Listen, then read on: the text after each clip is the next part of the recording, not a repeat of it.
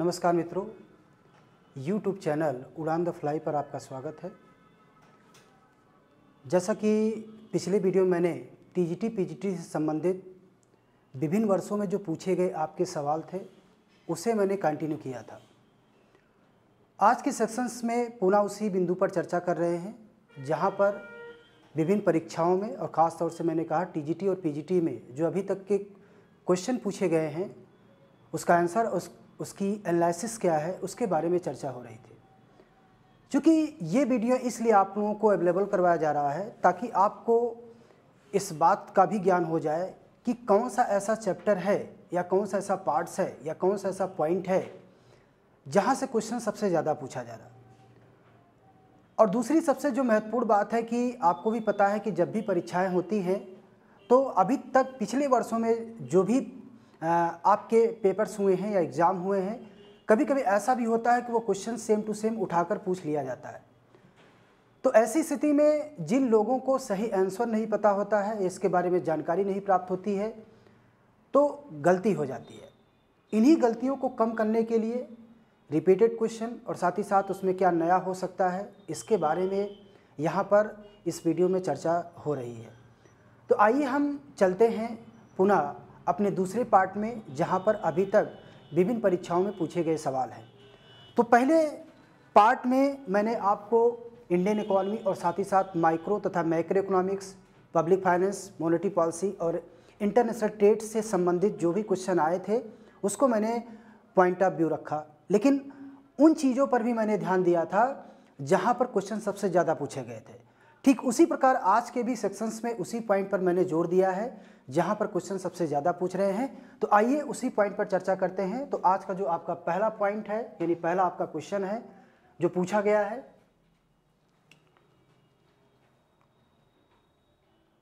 वो है आपका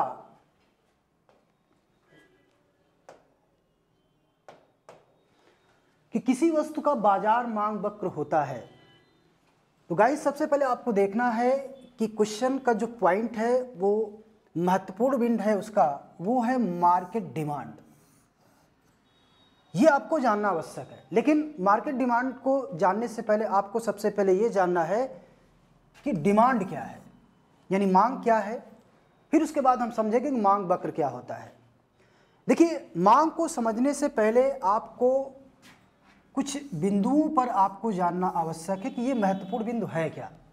उसके लिए एक शब्द आता है इच्छा और दूसरा है आपका आवश्यकता और तीसरा जो महत्वपूर्ण वर्ड है वो है आपका डिमांड यानी क्या, मांग। अब आप देखिए, जब हम मांग की बात करते हैं या किसी वस्तु की डिमांड करते हैं तो मात्र किसी वस्तु के बारे में सोचना, मात्र किसी वस्तु के बारे में सोचना या कल्पना करना, जैसे आप लाइक एज आप ले सकते हैं कि आपने कल्पना किया कि मैं आज हवाई जहाज़ पे बैठकर लखनऊ या मान लीजिए विदेश जाने वाला हूँ। मात्र आपने सोचा, कल्पना किया, तो क्या ये मांग है? नहीं, ये आपकी इच्छा है। यानी आपकी इच्छा थी कि मैं हवाई जहाज़ से यात्रा करूं। आपकी इच्छा है कि दीपावली आ रही, मेरे घर में फ्रिज और टीवी होना चाहिए। आपकी इच्छा है कि मेरे पास भी एक 4 व्हीलर होना चाहिए। लेकिन ये आपकी डिमांड नहीं है, ये आपकी आवश्यकता तो है, लेकिन एक्चुअल में आपकी आवश्यकता नहीं है। क्यों? क्योंकि जब आप किसी वस्तु को प्राप्त करना चाहते हैं उसके लिए आपकी इच्छा तो है, लेकिन यदि आपके पास साधन नहीं है तो जाहिर सी बात है वो आवश्यकता नहीं है बल्कि आपकी क्या है, इच्छा है। और ऐसी स्थिति में किसी वस्तु को प्राप्त करने के लिए यदि आपके पास साधन है तो बेसिकली हम उसे इच्छा नहीं बल्कि क्या कहेंगे, आवश्यकता कहेंगे। और इन्हीं आवश्यकताओं से जब किसी वस्तु की पूर्ति की जाती है तो इसी को हम डिमांड कहते हैं, यानी उसी को हम मांग कहते हैं। तो कहने का मतलब ये था कि अगर किसी वस्तु की मांग करते हैं तो मात्र सोचने भर से ही आपकी आवश्यकता की पूर्ति नहीं हो जाती, लेकिन उसको प्राप्त करने के लिए यदि आपके पास साधन और संसाधन है तो इसी को हम कहते हैं क्या, मांग। तो यहाँ पर अगर हम मांग की बात करते हैं तो मांग बेसिकली डिपेंड करता है विभिन्न चीज़ों पर। वे चीज़ें क्या है? एक तो है कि वस्तु को प्राप्त करने की इच्छा, ये सबसे महत्वपूर्ण चीज़ है। वस्तु को प्राप्त करने की इच्छा, वस्तु को प्राप्त करने की तत्परता, वस्तु को प्राप्त करने के साधन, दिया गया समय और वस्तु की कीमत, ये आपके लिए महत्वपूर्ण चीज़ है। अगर इन चीज़ों का आप प्रयोग करते हैं तो बेसिकली आप अपनी मांग की आपूर्ति कर सकते हैं। लेकिन मांग भी कई चीज़ों पर डिपेंड करता है, यानी अगर आप किसी वस्तु की मांग करते हैं तो वो फलन है, यानी अगर आप किसी वस्तु की मांग करते हैं तो वो फलन है, यानी आधारित है एक तो किसी वस्तु के मूल्य पर, यानी पी एक्स पर। यक्स यानी यक्स वस्तु और पी यानी प्राइस, यानी यक्स वस्तु का मूल्य। यानी कि अगर आप किसी यक्स वस्तु की मांग करते हैं, जैसे मैंने कहा कि इस दीपावली पर आप एक 4 व्हीलर खरीदना चाहते हैं, एक्स वस्तु खरीदना चाहते हैं, तो वो बेसिकली डिपेंड करेगा प्राइस पर कि उसकी कीमत क्या है। दूसरा सेक्शन आपका आता है वो है वाई। वाई यानी इनकम। इनकम आपकी आय क्या है। अब इसमें यह भी हो सकता है कि आपकी वार्षिक इनकम कम है, उसके हिसाब से आप 4 व्हीलर नहीं क्रय कर सकते या हवाई जहाज की यात्रा नहीं कर सकते, तो क्या वास्तव में आपकी मांग या आपकी आवश्यकता की पूर्ति होगी?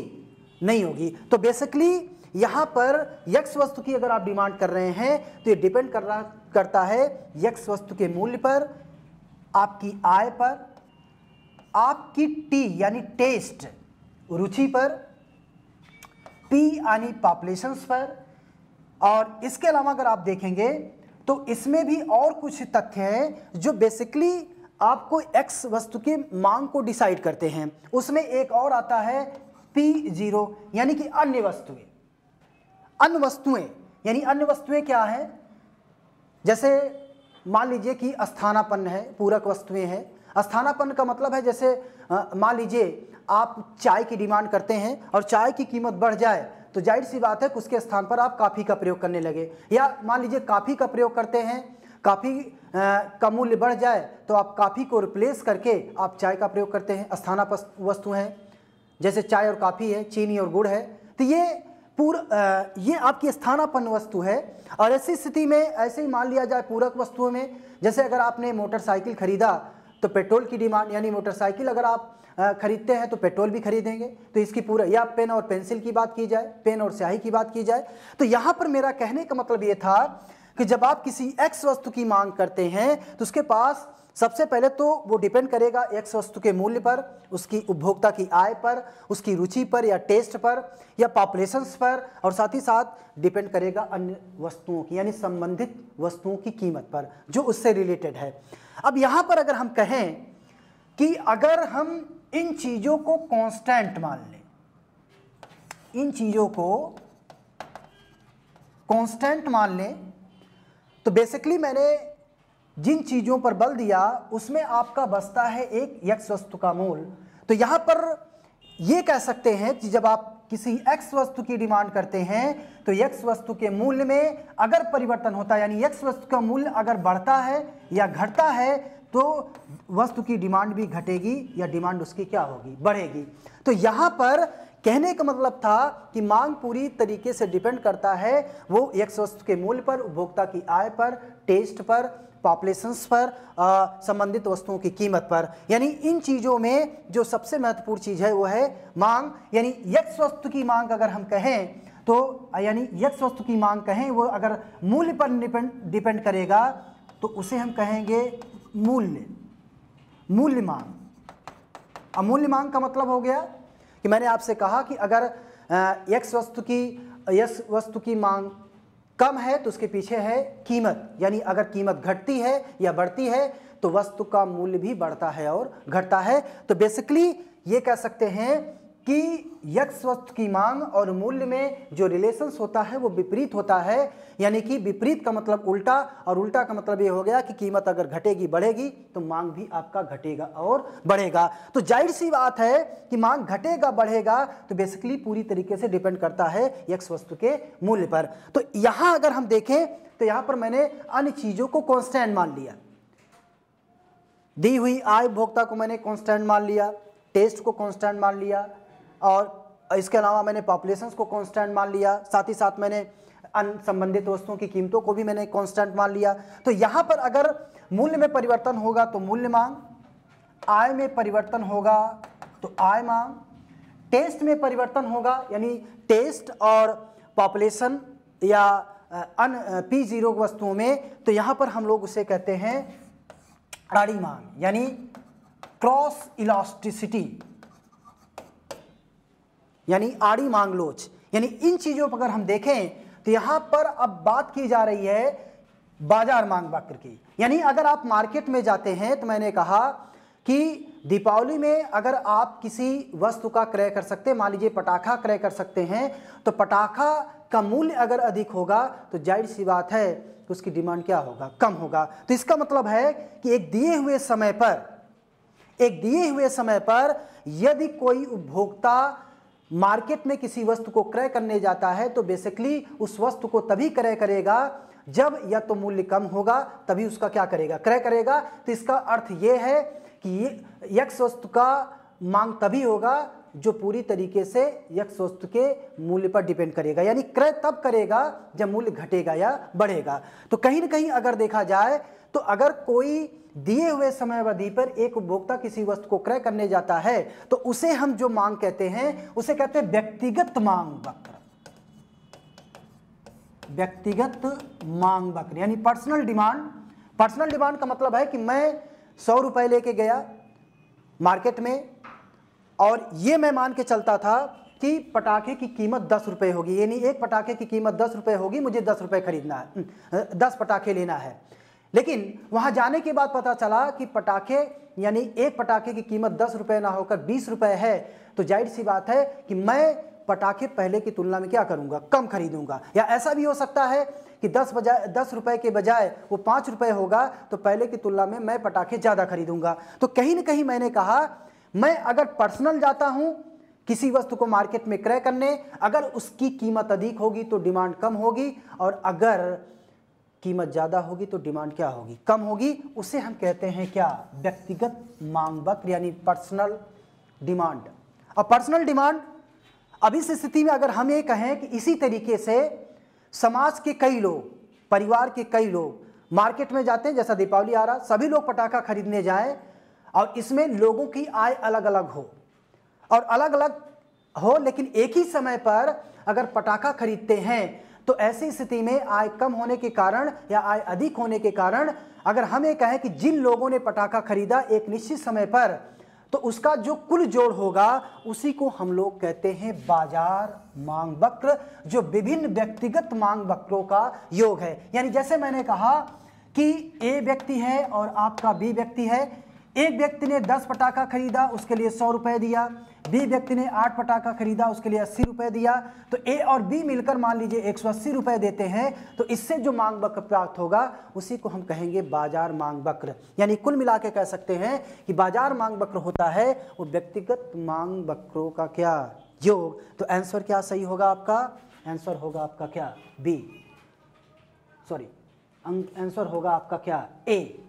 तो यहां पर व्यक्तिगत मांग वक्रों का जो अंगणती औसत है, यानी कि जो निकाला गया, उसको अगर हम देखें कई लोगों का जोड़ जो होगा वही आपका होगा बाजार मांग वक्र। तो यहां पर आंसर आपका सही होगा क्या, ए।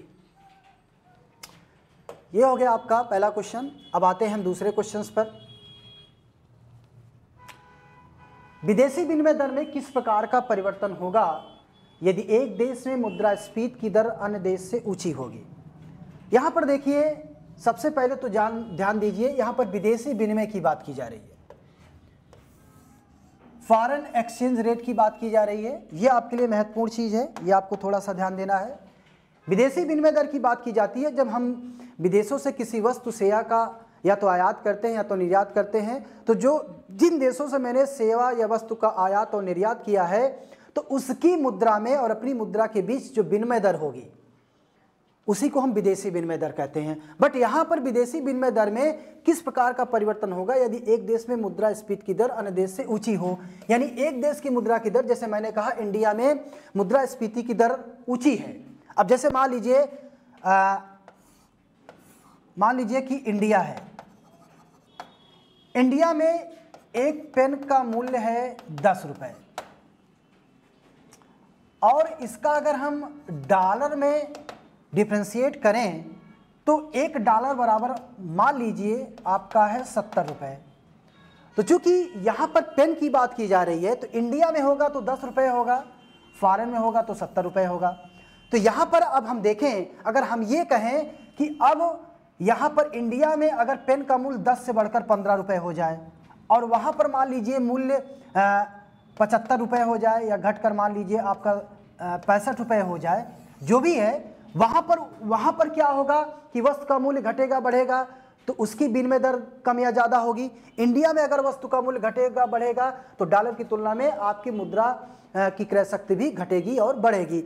तो यहाँ पर अगर 10 रुपये से बढ़कर 15 रुपये होता है तो जाहिर सी बात है कि इसका मतलब है कि पहले की तुलना में वस्तु का मूल्य क्या हो गया, अधिक हो गया, या मुद्रा का मूल्य घट गया और वस्तु का मूल्य बढ़ गया। तो यानी इस स्थिति में जब मुद्रा का मूल्य घटता है, वस्तु का मूल्य बढ़ता है, तो बेसिकली हम उसे मुद्रास्फीति कहते हैं। और मुद्रास्फीति में हमेशा मूल्य का क्या होता है, ह्रास होता है। तो यहाँ पर आंसर आपका जो सही होगा वो होगा आपका क्या, सी। तो ऑप्शन आपका क्या होगा, सी सही है। फिर आते हैं अगले पॉइंट पर, मूल्यवर्धित कर स्वरूप है, यानी वैल्यू एडेड टैक्स है। वैल्यू एडेड को अगर आपको देखना है तो इसके लिए आपको थोड़ा सा ये जानना है कि वैल्यू एडेड टैक्स है क्या। बस इतना आप जानिए कि उत्पादन के प्रत्येक चरण पर मूल्यवर्धन के बाद सरकार द्वारा जो टैक्स लगाया जाता है उसी को हम लोग वैट कहते हैं।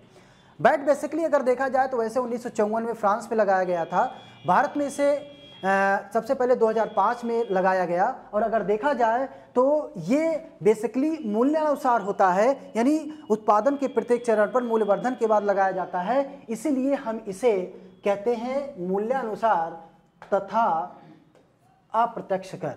यानी कि एक प्रकार से वैट को बिक्री कर माना जाता था, बिक्री कर एक प्रत्यक्ष कर ना होकर अप्रत्यक्ष कर है। तो यहाँ पर आपका जो ऑप्शन सही है वो है मूल्यानुसार तथा अप्रत्यक्ष कर। बाकी सिस्टम में देख सकते हैं कुछ और भी चीज़ें आई हैं, जैसे विशिष्ट कर। विशिष्ट कर की बात हो रही है। विशिष्ट कर यानी स्पेसिफिक टैक्स होता है, यानी ये कर इस प्रकार का होता है जिसके अंतर्गत वस्तु की वजन या मात्रा के आधार पर लगाया जाता है, उसे हम विशिष्ट कर कहते हैं। जबकि मूल्यानुसार कर का मतलब होता है जो मूल्य के अनुसार लगाया जाता है, उसे एड वैलोरम टैक्स कहते हैं। और प्रत्यक्ष कर वे कर होते हैं जिस व्यक्ति पर लगाया जाता है उसी व्यक्ति से वसूल किया जाता है। तो यानी कि वैसे मूल्यवर्धित कर जो कि अप्रत्यक्ष कर है, ना कि आपका प्रत्यक्ष कर। तो आंसर आपका सही होगा क्या, मूल्यानुसार तथा अप्रत्यक्ष कर। आते अगले क्वेश्चन पर। नेक्स्ट है, विश्व बैंक समूह में कितने अंतर्राष्ट्रीय संगठन को सम्मिलित किया गया है। तो अब पहले सबसे समझिए विश्व बैंक है क्या, इसकी स्थापना कब की गई। अब अगर विश्व बैंक की बात की जाए तो सबसे पहले आप ध्यान रखिएगा कि विश्व बैंक की स्थापना 27 दिसंबर 1945 को अमेरिका के न्यू हैम्पशायर में ब्रिटेन वुड्स सम्मेलन के बाद हैरी डिवाइड के प्लान के आधार पर विश्व बैंक के ही साथ, अगर हम कह सकते हैं उस समय वो विश्व बैंक नहीं था बल्कि उसका नाम था IBRD, यानी international bank for reconstruction and development. और इसके साथ एक और संस्था आई थी, IMF, इंटरनेशनल मॉनेटरी फंड। यानी 27 दिसंबर 1945 को IBRD और IMF की स्थापना की गई थी और बाद में IBRD का नाम बदलकर उस समय कर दिया गया था विश्व बैंक, जो कि ये प्रोसेस में आता है 1946 और 45 में। तो उस समय क्या था कि विश्व बैंक का उद्देश्य था कि विकसित और विकासशील देशों को उनके विकास के लिए विभिन्न देशों को दीर्घकाल के लिए ऋण की सुविधा देना। और IMF का उस समय उद्देश्य था कि विभिन्न देशों के बीच आयात और निर्यात होने पर व्यापार शेष या भुगतान असंतुलन की समस्या को दूर करने के लिए दीर्घकाल के लिए ऋण की सुविधा देना। लेकिन इसकी कमी क्या थी कि ज़्यादातर इसमें विकसित देशों को फायदा हो रहा था, ब्याज की दर अधिक थी और बेसिकली देखा जाए तो विकासशील देशों के संदर्भ में कम थी। तो इसीलिए विश्व बैंक के समतुल्य ही कुछ और अंतर्राष्ट्रीय संस्थाओं की बात की गई, जिसमें ये कहा गया कि इन विकसित देशों की अपेक्षा जो विकासशील देश हैं या अर्ध विकसित देश हैं। अब विकासशील देश की बात की जाए, विकासशील देश वे देश हैं जिनकी आय $995 से अधिक है या $12,075 से कम है तो उन्हें हम विकासशील देश कहते हैं। तो विकासशील देशों को खास तौर से फायदा पहुंचाने के लिए विश्व बैंक के समूह के रूप में एक संस्था आई थी, उसका नाम था IDA, दूसरा नाम था IFC, तीसरा नाम था आपका मीगा और चौथा नाम था आपका ICSID और खुद एक संस्था जो आपकी IBRD थी, इसे विश्व बैंक में सम्मिलित किया गया। तो यहाँ पर जो संस्थाएं हैं वो संस्थाएं आपकी कितनी हैं? 5। तो आंसर आपका क्या सही होना चाहिए? आंसर कितना है? 5। समझ में आ रहा होगा आप लोगों को? तो आपका आंसर क्या है? 5। नेक्स्ट आपका क्वेश्चन है, निम्नलिखित व्यापार चक्रों में कौन सा फिलिप्स वक्र से प्रत्यक्षता संबंधित है? यहां पर ध्यान देना है अब आपको। यहां पर सबसे पहले तो ट्रेड साइकिल की बात की गई, पहला जो पॉइंट है, और दूसरा पॉइंट है फिलिप्स कर्व। दो चीजों पर चर्चा हुई है। अब उसके ऑप्शंस क्या है?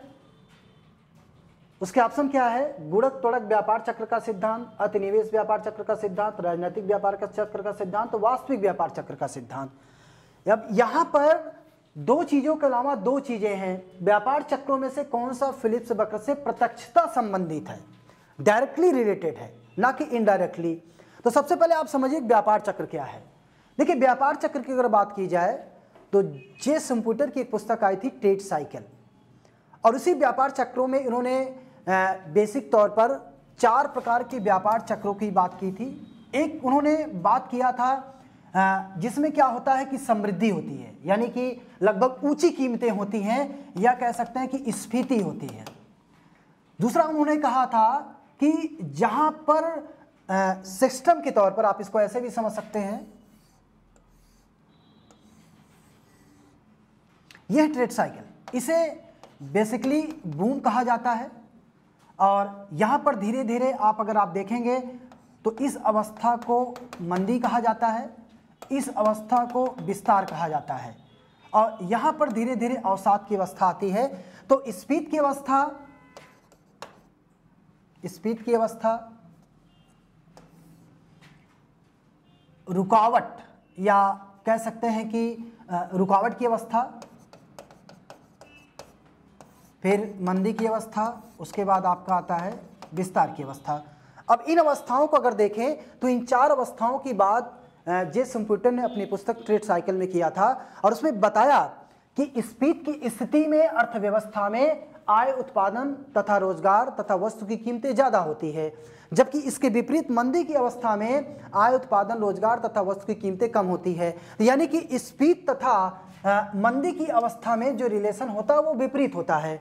तो यहाँ पर जो व्यापार चक्र की बात की गई किसी भी देश का, तो उसमें जो फिलिप्स वक्र ने क्या बताया?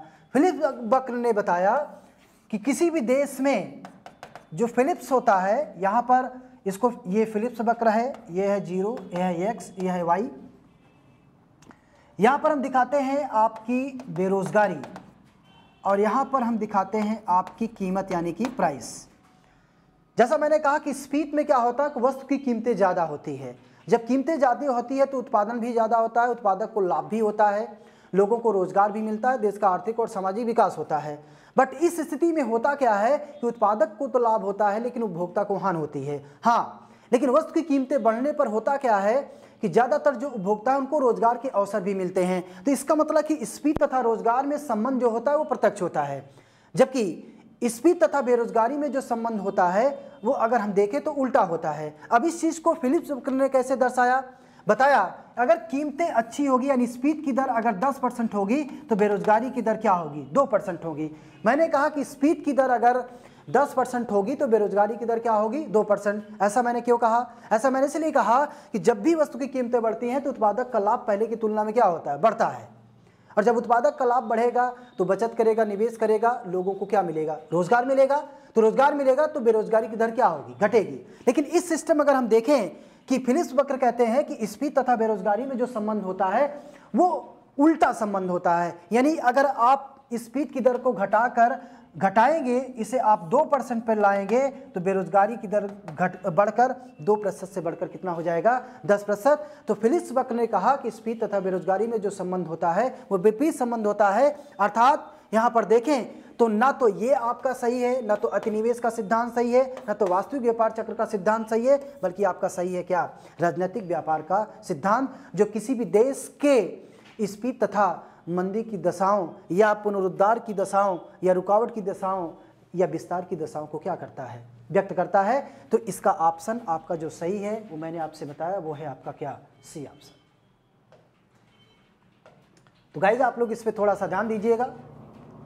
बाकी आते हैं उत्पादन के साधनों की मांग। उत्पादन के साधनों की मांग बहुत ही अच्छा क्वेश्चन है। साधनों की डिमांड की बात की जा रही है, ये आपके लिए महत्वपूर्ण चीज है। साधनों की डिमांड, साधन है उतने क्या है, उत्पादन के साधन क्या है, जैसे मैंने बताया भूमि, पूंजी, श्रम, साहस और संगठन। अब जब मान लीजिए किसान अगर गेहूं को उत्पादन करता है और गेहूं से अगर ब्रेड बनता है, तो ब्रेड की अगर डिमांड बढ़ेगी तो क्या उत्पादन के साधनों की मांग बढ़ेगी?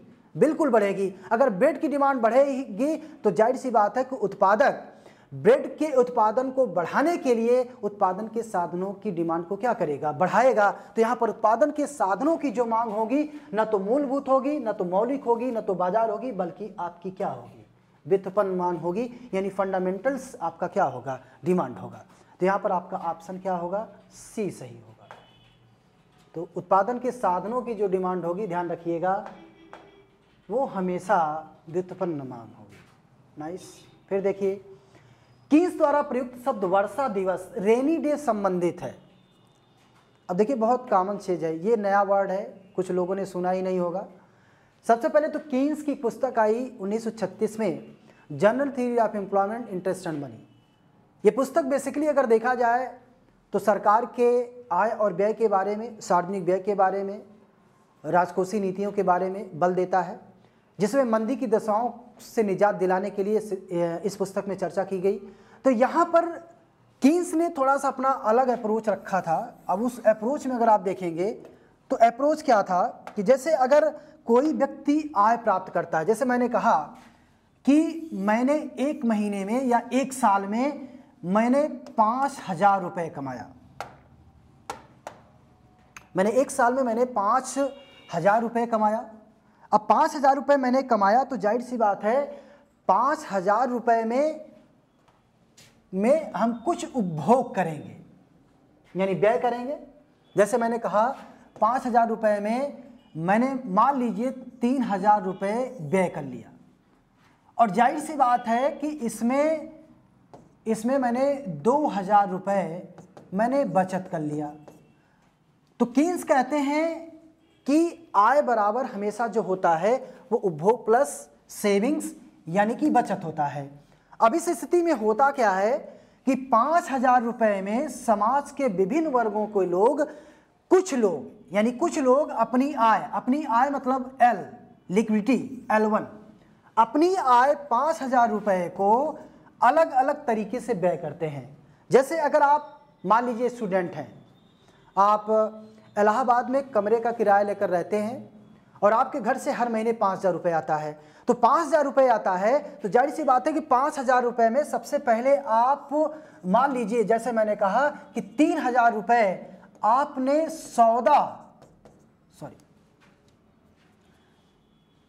3,000 रुपये आपने सौदा मतलब होता है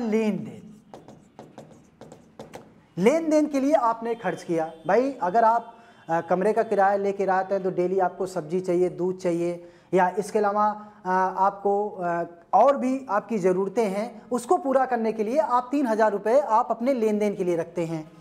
बाकी सिस्टम में आपने क्या किया कि भविष्य की अनिश्चितताएं, जैसे ये भी हो सकता है कि आपको मान लीजिए बुखार हो जाए, या कोरोना का मैटर चल रहा आपको कोरोना हो जाए, या मान लीजिए डेंगू हो जाए, तो जाहिर सी बात है कि भविष्य की अनिश्चितता को कम करने के लिए हो सकता है कि 5,000 रुपये में आप 1,000 रुपये आपने भविष्य की अनिश्चितताओं को कम करने के लिए अपने पास रखा, यानी जिसे कहते हैं पूर्वपाय उद्देश्य, या इसे पूर्वकल्पी उद्देश्य कहा जाता है। इसके लिए आपने रखा अपने पास, और बचा कितना आपका 1,000 रुपये। 1,000 रुपये आपने बचत किया इस आशा के साथ कि भविष्य में हम इसको कहीं और पर इन्वेस्टमेंट करेंगे। और इन्वेस्टमेंट करेंगे मतलब कि इसको आप ऐसे समझ सकते हैं कि एक तो होता है ब्याज दर और एक होता है आपका बॉन्ड दर। यानी इस चीज़ को आपको ध्यान में रखना है कि जब बैंक में ब्याज दर बढ़ता है तो लोग बैंकों में पैसा ज़्यादा जमा करते हैं। तो हो सकता है बैंक में ब्याज दर बढ़ रहा हो तो आपने 1,000 रुपये बैंक में जमा कर दिया इस प्रत्याशा के साथ कि भविष्य में मुझे ब्याज मिलेगा। लेकिन इस बात का भी आपको ध्यान में रखना है कि ब्याज दर और बॉन्ड दर में जो संबंध होता है वो विपरीत होता है। यानी अगर ब्याज दर बढ़ेगी तो लोग बॉन्ड में पैसा कम खर्च करेंगे, लेकिन अगर बॉन्ड की दर बढ़ेगी तो ब्याज दर घटेगी तो लोग बैंकों में पैसा कम रखेंगे। तो यहां पर हम इस चीज को मान लग सकते हैं कि एक चीज की चर्चा और उन्होंने की, उन्होंने कहा सट्टा उद्देश्य। यानी सट्टा उद्देश्य यानी कि जो ब्याज दर और बॉन्ड दर से रिलेटेड कोई भी व्यक्ति जो अपनी अलग से सेविंग है वहां पर उसे इन्वेस्टमेंट कर सकता है। तो यहां पर जो रेनी डे की बात की गई, वर्षा दिवस की बात की गई, यहां पर वर्षा दिवस की जो बात की गई वो बेसिकली आपका संबंधित है आपका किससे, वो संबंधित है आपका सट्टा उद्देश्य से। तो आंसर आपका सही है क्या, सट्टा उद्देश्य। तो गाइज ये आपका हो गया क्वेश्चन। नेक्स्ट क्वेश्चन आपका है राष्ट्रीय ऋण पर देय ब्याज सम्मिलित है। देखिए जब राष्ट्रीय ऋण की बात की जाती है ये आपको थोड़ा सा ध्यान रखना है। राष्ट्रीय ऋण का मतलब है कि साधन लागत पर सकल राष्ट्रीय उत्पाद में निगम कर में से आवितरित अंशदान को घटा दिया जाता है, सामाजिक सुरक्षा पर किया गया व्यय को घटा दिया जाता है, लेकिन साथ ही साथ जो व्यापारिक हस्तांतरण है और जो सरकारी हस्तांतरण उसमें जोड़ दिया जाता है बेसिकली वो जीएनपी में शामिल नहीं है, न तो एनएनपी में शामिल है, न तो राष्ट्रीय आय में सही, बल्कि वो सम्मिलित है आपका कहाँ, व्यक्तिगत आय में, क्योंकि यहाँ पर विदेशों से ली गई ऋण भी इसके अंतर्गत सम्मिलित किया जाता है। तो ऑप्शन आपका सही है व्यक्तिगत क्या आय। नेक्स्ट है यदि उपभोग की सीमांत प्रवृत्ति एमपीसी 0.6 है तो गुणक का मान होगा। तो गाइज आपको ध्यान में रखना है ये बहुत ही महत्वपूर्ण सवाल है और यहां से क्वेश्चन हमेशा पूछा जाता है। वो क्वेश्चन क्या है ये थोड़ा सा ध्यान रखिएगा। यहां पूछ क्या रहा है, गुणक, गुणक पूछ रहा है। विनियोग में वृद्धि आय में कई गुना वृद्धि लाती है। तो अब इस स्थिति में अगर देखा जाए तो यहां पर जो मल्टीप्लायर है, मल्टीप्लायर को हम के से दिखाते हैं, मल्टीप्लायर को किससे दिखाते हैं, के से दिखाते हैं। और के जो कि दिखाता है 1/1 माइनस एमपीसी, यानी गुणक बराबर होता है 1/1 माइनस एमपीसी, यानी मार्जिनल प्रोबेबिलिटी कंज्यूम, यानी सीमांत प्रवृत्ति उपभोग प्रवृत्ति की बात की गई वो है आपका 0.6। तो अगर आप निकालेंगे 1/1 पॉइंट एमपीसी कितना है, वह है 0.6 तो निकाल लीजिए 1 आपका 0.4 यानी 10 आपका 4, तो निकालेंगे आएगा 2/2.5। तो आंसर आपका क्या सही होना चाहिए, आंसर होना चाहिए 2.5। तो गाइज इसको आपको थोड़ा सा ध्यान रखना है, वो 0.6 भी हो सकता है, 0.8 भी हो सकता है, 0.2 भी हो सकता है। तो यहाँ पर आपको ध्यान में रखना है एमपीसी है क्या, तो उसका जो सूत्र है K = 1/1 माइनस एमपीसी। एमपीसी क्या है इसको आपको थोड़ा सा ध्यान रखना है और इस हिसाब से अगर आप निकालेंगे तो 2.5 आएगा, वो है आपका 2.5। आंसर आपका सी सही है यानी 2.5। नेक्स्ट क्वेश्चन आते हैं, आवंटन कुशलता को प्रोत्साहित करने में प्रमुख भूमिका होती है। जब आवंटन की बात की जाती है, विभिन्न देशों द्वारा जब किसी वस्तु का आयात और निर्यात किया जाता है तो उनके बीच समायोजन रखा जाता है, जो कि समायोजन कीमतों से संबंधित होता है और बेसिकली वो पूरी तरीके से जो संबंधित है वो संबंधित है आपका क्या, सापेक्ष कीमतों से, ना कि औसत कीमतों से या निरपेक्ष कीमतों से या प्रशासित कीमतों से। तो ऑप्शन आपका सही है क्या, बी। नेक्स्ट है किस अर्थव्यवस्था में उपभोक्ता सम्राट कहा जाता है। देखिए यहाँ पर साम्यवादी अर्थव्यवस्था, समाजवादी अर्थव्यवस्था, पूंजीवादी अर्थव्यवस्था और मिश्रित अर्थव्यवस्था। देखिए इसके बारे में मैंने अपने वीडियो में चर्चा किया है, तो आप चाहे तो इस चैनल पर आप देख सकते हैं, इसके बारे में मैंने चर्चा किया है। लेकिन यहाँ पर मैं आपको बताना चाहूँगा कि जब साम्यवादी अर्थव्यवस्था या समाजवादी अर्थव्यवस्था की बात की जाती है तो साम्यवादी या समाजवादी अर्थव्यवस्था में उत्पादन के साधनों, संसाधनों, निवेश के ढांचे पर बाजार का कोई नियंत्रण ना होकर सरकार का नियंत्रण होता है। जबकि पूंजीवादी अर्थव्यवस्था में अगर आप देखेंगे उत्पादन के साधनों और संसाधनों, निवेश के ढांचे आदि पर निर्धारित